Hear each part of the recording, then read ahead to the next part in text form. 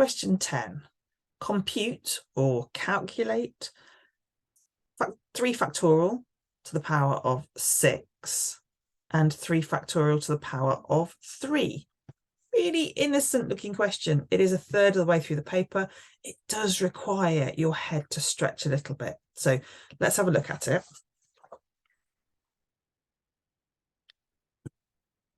We can think about it as anything to the power of 6 divided by anything to the power of 3 will actually be that same thing to the power of 3.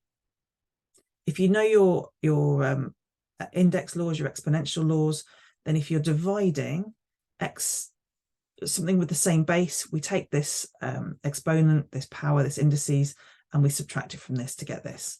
So already I can simplify this.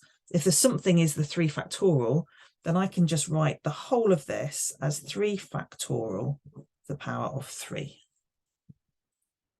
3 factorial means 3 multiplied by 2 multiplied by 1, which means we're doing 6 all to the power of 3. 6 to the power 3 is 6 multiplied by 6, which is 36. 36 multiplied by 6, which is 216. Now, you might have had that in the top of your head already. Great. I remember 5 to the power 3, but I don't remember 6 to the power 3. Maybe I ought to start remembering that one.